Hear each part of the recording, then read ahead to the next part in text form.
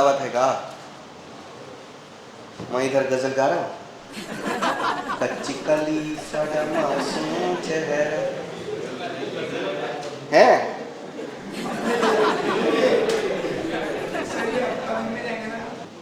कितना आया जी? -70 7 नहीं, सबका आया क्या? नहीं सबका। अच्छा अच्छी बात है, ये क्लासरूम नहीं पार्लियामेंट है। हर किसी के मत अलग अलग होने चाहिए, कोई भी एक मत पे नहीं आना है। सब लोग क्वेश्चन बनाएंगे अलग अलग आंसर। मैं यूनिक हूँ, 2 + 3 9।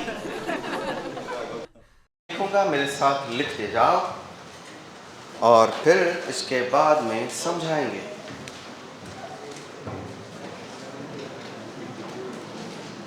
System of equation.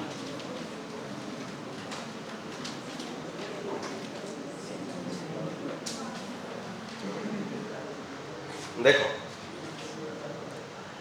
System of equation, system of equation linear equation है ये सारे सारे। और मैं आपको शुरू में ही बताया था कि अगर लीनियर इक्वेशन 2D में रहे, एक्स वाई में रहे तो स्ट्रेट लाइन होता है, और 3D में रहे, एक्स वाई जेड में रहे तो प्लेन होता है। मालूम ना? ओके, तो अब यहाँ 3 प्लेन है, और अगर ये चीज़ 0 हो जाए, ये चीज़ 0 हो जाए, ये चीज़ 0 हो जाए, अगर मान लो कि ये चीज़ 0 होती तो एक्स वाई जेड 0 हो सकता था, 0 0 0 होने पर 0 सेटिस्फाई कर जाता। तो अगर ये 0 होता इसका मतलब ये प्लेन ओरिजिन से पास कर रहा है। अगर ये 0 होता तो इसका मतलब ये प्लेन ओरिजिन से पास कर रहा है, और अगर ये 0 होता तो इसका मतलब प्लेन ओरिजिन से पास कर रहा है। यहाँ 3 प्लेन्स हैं। अगर इन तीनों में से कोई भी एक ऐसा प्लेन है जो ओरिजिन से पास नहीं कर रहा है, तो तब उस केस में ये नॉन होमोजीनियस सिस्टम होता है। और अगर तीनों प्लेन ओरिजिन से पास कर जाए तो उसे होमोजीनियस सिस्टम बोलते हैं। क्या बोलते हैं? Homogeneous system. तो पहले इस लाइन का मतलब समझ लो, all plane not passing through origin. कोई 2 प्लेन पास कर सकता है, एक प्लेन पास कर सकता है ओरिजिन से, मतलब D1 D2 D3 में से ये 0 हो सकता है, पर ये नहीं हो सकता। या फिर ये दोनों 0 हो तो ये नहीं होगा, कोई एक नॉन 0 होना चाहिए, तब ये सिस्टम नॉन होमोजीनियस होता है।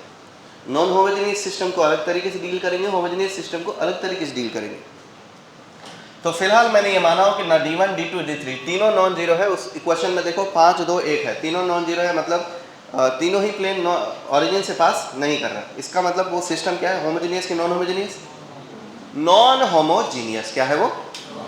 Non homogeneous. अब इसी सिस्टम को लिखने का एक और तरीका है। ऐसे तो हमने बहुत बचपन से लिखते आ रहे हैं, पर इसको मैट्रिक्स फॉर्म में लिखने का ये तरीका भी है। पहले दिन मैट्रिक्स के पहला दिन जो हुआ था उस दिन मैंने समझाया था ना? भूल गए क्या? याद है?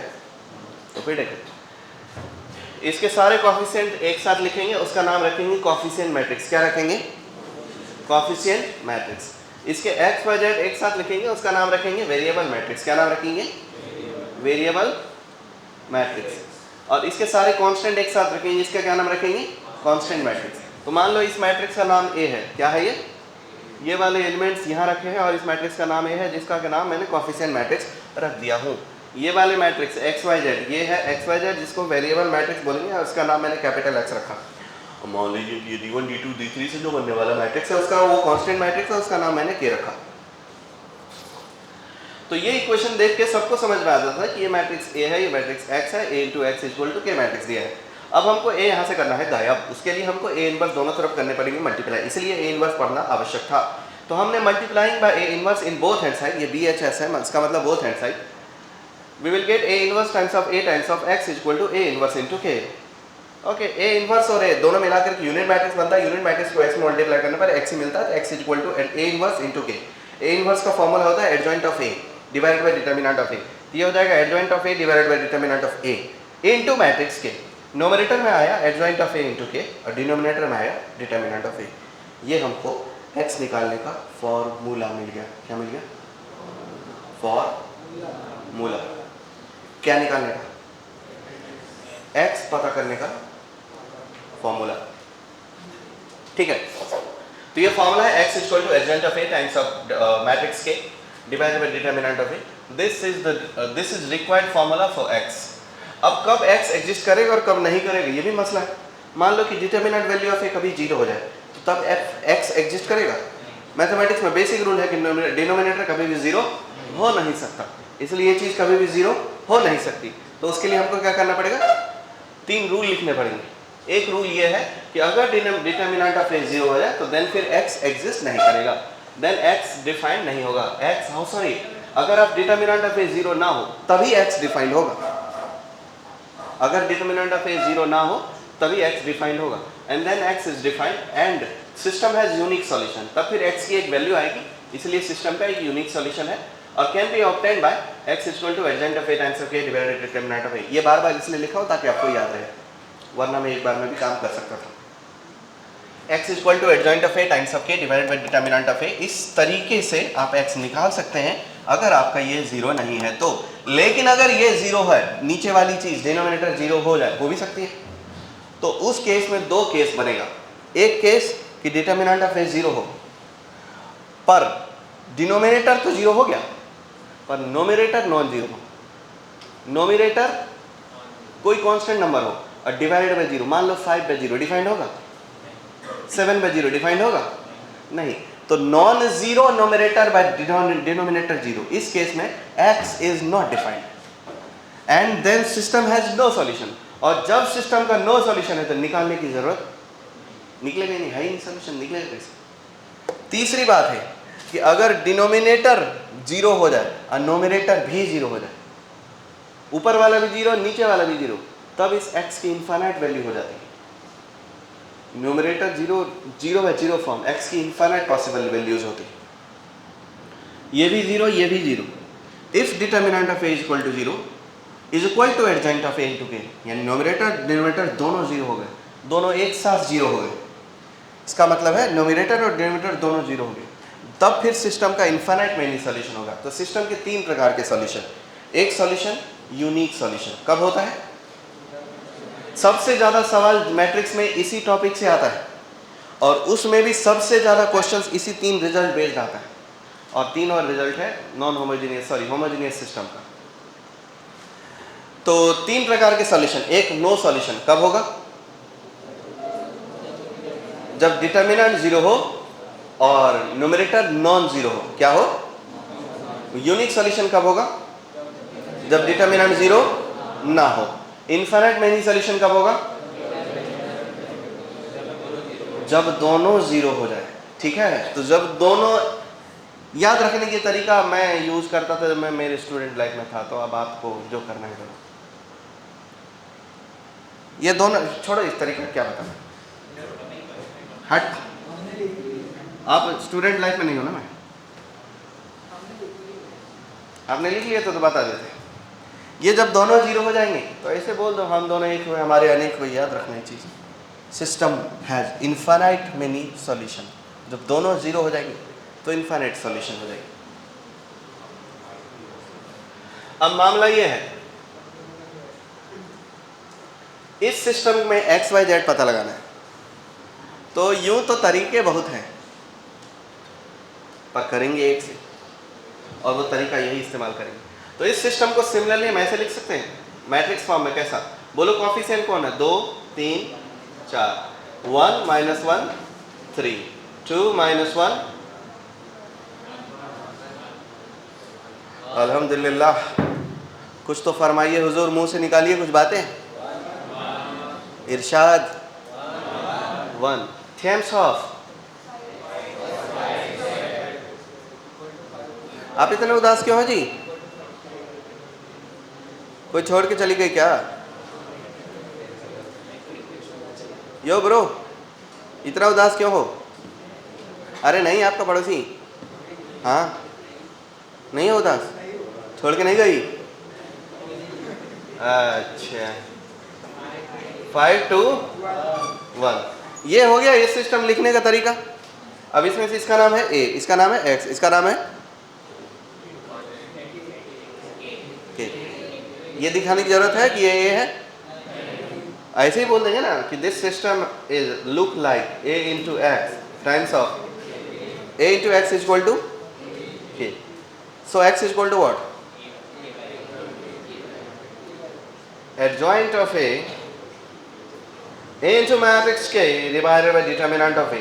सबसे पहले हमको जरूरत है किसका, डिटर्मिनेंट ऑफ a का। आपको आता है करते? करके बताओ, बिना पेन के करके बताओ। जो तुम्हें पेन उठाने की जरूरत हो डिटर्मिनेंट निकालने के लिए, तो लानत है तुम पर हुजूर। इतना देर में डिटर्मिनेंट नहीं निकल पा रहा है भाई, कब्ज हो गया क्या डिटर्मिनेंट को? कैलकुलेशन नहीं हो रहा है आप लोगों से। कितना आया जी? माइनस 70 7 नहीं, सबका आया क्या? नहीं सबका। अच्छा अच्छी बात है, ये क्लासरूम नहीं पार्लियामेंट है, हर किसी के मत अलग अलग होने चाहिए, कोई भी एक मत पे नहीं आना है। सब लोग क्वेश्चन बनाएंगे अलग अलग आंसर। मैं यूनिक हूँ, 2 + 3 9।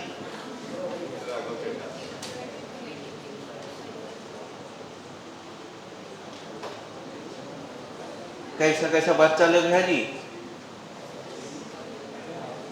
इतने में मैं 12-15 डिटर्मिनेंट कर चुका होता।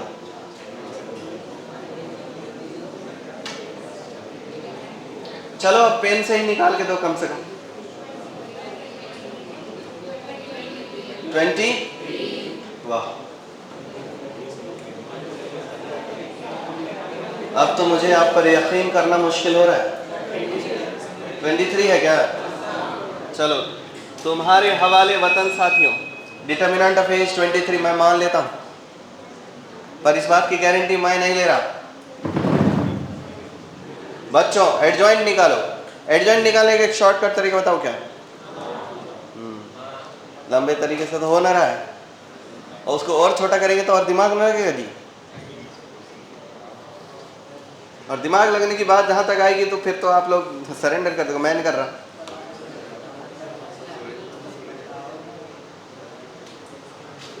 एडजॉइंट ऑफ ए क्या होता है? किसी मैट्रिक्स का ट्रांसपोज।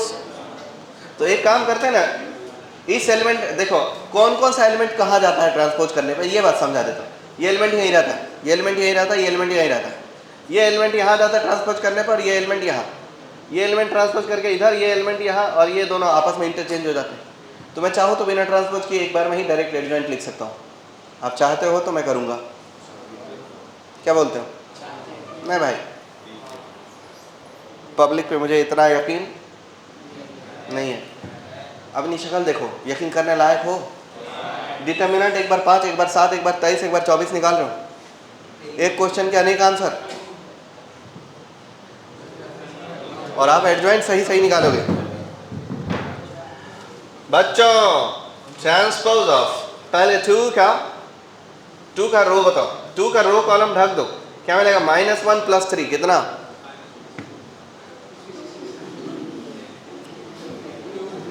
कैसे यकीन होगा रे? कैसे? -1 + 3। ओ बिस्मिल्लाह। 2 - 8, 1 के बदले -2 - 3, 4 के बदले -1 + 2 1 ना।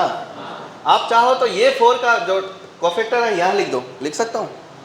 ट्रांसपोज करने के बाद तो यहीं आना है ना, तो थोड़ा शॉर्टकट लगाता हूँ, डायरेक्ट में लिख देता हूँ, फिर ट्रांसपोज बाद में नहीं करना पड़ेगा। ठीक है, ओके। अब इस 2 का बताओ दीदी, गांजा नहीं फूकना है। 3 3 9, अब -1 × -4 + 4 13 होगा, कितना होगा? और इस एलिमेंट का साइन बदलने की जरूरत नहीं है। अब देखो 3 का रो और कॉलम ढको, 3 का रो और कॉलम ढक देंगे तो कौन बचेगा? 1 - 6 कितना? 1 - 6, अब -5 का साइन बदल के +5, लेकिन यहाँ नहीं लिखेंगे, कहाँ लिख देंगे? यहाँ। मुंह तो बंद करो अंकल, इतना बड़ा मुंह खोल देते हो जिराफ के जैसे। अब एक काम करो, 1 का बताओ, 1 का रो कॉलम ढक दो, 3 + 4 कितना? 7 का क्या होगा? 7 का -7 होगा ना। अब -7 को यहाँ नहीं लिखेंगे, कहाँ लिखेंगे? यहाँ। समझ पा रहे हो? एक साथ ट्रांसपोज हो जा रहा है। अब उसके बाद चलो 3 एलिमेंट का बताओ, 3 और इसका रो कॉलम ढको, क्या बचेगा? -2 -6 -8 और साइन बदल के, लेकिन यहाँ नहीं लिखेंगे, कहाँ लिखेंगे? यहाँ, ठीक है। अब -1 का बताओ, रो कॉलम ढक दो। 6 - 4 2 का साइन बदल के -2, लेकिन इधर लिख देंगे। अब ट्रांसपोज की जरूरत, एक ही बार में एडजॉइंट निकाला जा सकता है, लेकिन मैं जानता हूँ कि बहुत सारे लोगों को एडजॉइंट पेन है, बहुत सारे लोगों को है। एक बार में अगर इसका एडजॉइंट निकाल दिया, इससे ज़्यादा शॉर्टकट क्या होगा? इसको श्रिंक कर दो क्या? ऐसे करो, ये रहा शॉर्टकट बाबू। इससे ज़्यादा शॉर्टकट क्या हो सकता है? ये मैट्रिक्स का एडजॉइंट एक ही बार में लिख दिया।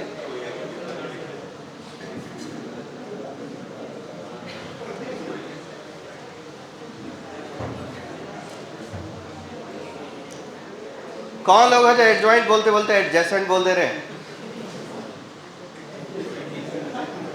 ये लोग भी इधर ही एडजस्ट करता है।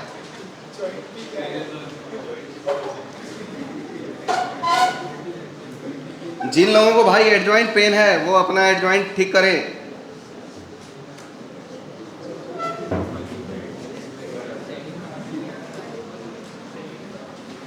देखो मेरे प्यारे पैसे बच्चे,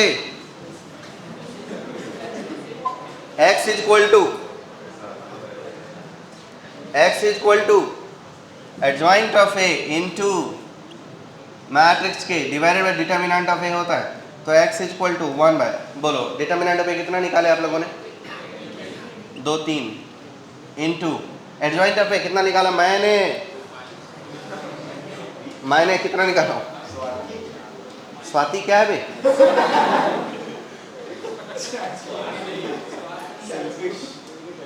अच्छा सेल्फिश, स्वार्थी बोला आपने।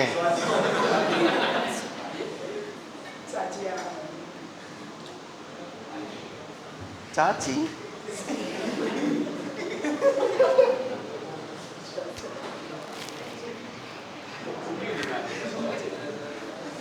देखो अपने जैसी बातें मत करो। एडजॉइंट ऑफ ए बताओ कितना है? मुझे नहीं दिख रहा है यहां से, आप लोग बताओ। 2 - 7 13 और 5 - 6 -2 और 1 8 -5 टाइम्स ऑफ कौन होगा मेरा बात? चलो के मैट्रिक्स कितना है? 5 to 1। इसको करेंगे multiply. x is equal to, देखो 5 2 जा -7 2 जा -14 -14 plus 13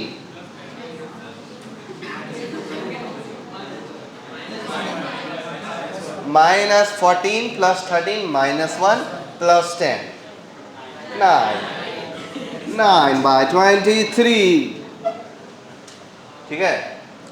25 - 12 - 2, 25 - 14 is 11 by 23, 5 16 -5 16 by 23 is equal to क्या है जी? x y z। It's simple है that. x is equal to कितना? 9 by 23, y is equal to कितना? 11 by 23, z is equal to कितना? 16 by 23। आ गया? एक बार और समझा दूं क्या? हाँ प्लीज। देखो इसका कोएफिशिएंट एक तरफ लिखेंगे, इसका वेरिएबल मैट्रिक्स इस तरफ, इसका कांस्टेंट मैट्रिक्स इस तरफ। और सिंपली बात यह है कि इसी मैट्रिक्स का हमको क्या चाहिए? एडजॉइंट, और इसी का डिटरमिनेंट निकाल लिया, एडजॉइंट निकाल लिया, और उसके बाद इस फॉर्मूले में डाल दिया adjoint of A times of A divided by determinant of A. तो 1 by 23 times of adjoint of A times of matrix के। इसको सिंपली सॉल्व कर दिया, x y z कंपेयर कर दिया, वैल्यू आ गई। कोई बड़ी बात नहीं है। चलो एक छोटा सा क्वेश्चन और देता हूँ, आप करो। ये वाले रिजल्ट्स कभी भूलना मत। इस रिजल्ट्स के साथ ना हैशटैग लगाओ, इसके साथ भी हैशटैग लगाओ, वो भी दो, इसके साथ भी हैशटैग लगाओ, क्योंकि बहुत ज़्यादा इंपॉर्टेंट है ये।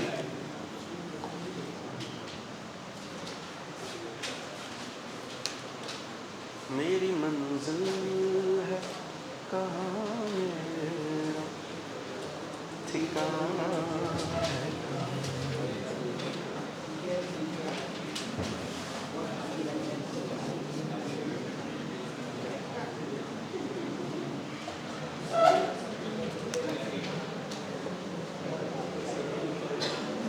ओए कबीरा,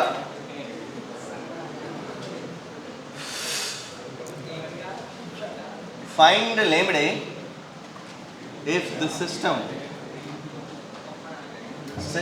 lambda x plus 2y plus 3z is equal to 5, x minus 2y plus 5z is equal to 7, 3x plus y plus z is equal to 1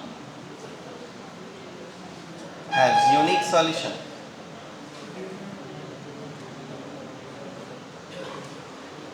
अगर इस सिस्टम का यूनिक सॉल्यूशन है तो लेम्डा क्या हो सकता है? रूल में लिखा है, देख लो पहले, होमोजेनियस है कि नॉन होमोजेनियस है? क्या है वो? नॉन की होमो? नॉन होमो।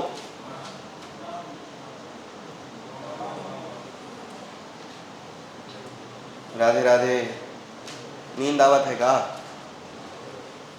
मैं इधर गजल गा रहा हूँ। कच्ची कली साडा मासूम चेहरा है।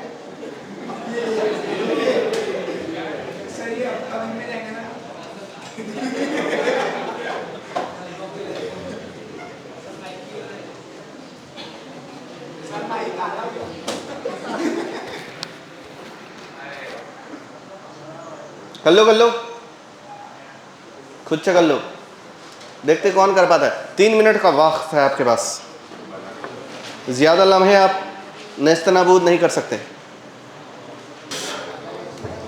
सीधी बात है, determinant of A can not be 0, इसलिए lambda 2 3 1 minus 2 5 3 1 1 can not be 0। It means lambda can not be 7। यही अपना आंसर है। Hence lambda belongs to all real number except 7.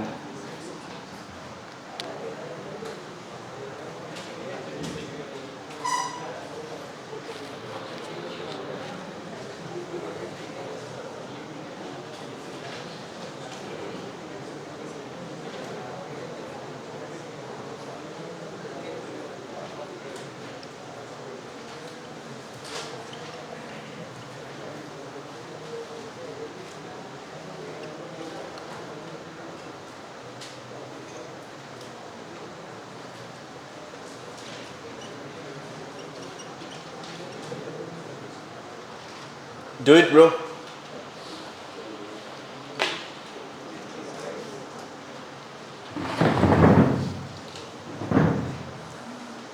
बेंस भी करेंगे इसको, सब लोग करो।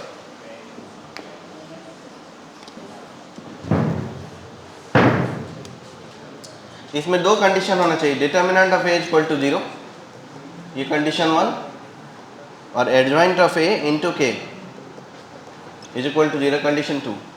दोनों से कॉमन लैम्डा लेना है। इसको यूज करने पर आप बता रहे हो लैम्डा की वैल्यू आपको हाफ मिली, तो इस हाफ पर ये चीज सेटिस्फाई होगा तभी इनफाइनाइट सॉल्यूशन है, और अगर ये चीज सेटिस्फाई नहीं हुआ तो इनफाइनाइट सॉल्यूशन होने का केस ही नहीं बनता। अब लो होमवर्क, अपने घर में इस काम को संपूर्ण रूप से खत्म करें।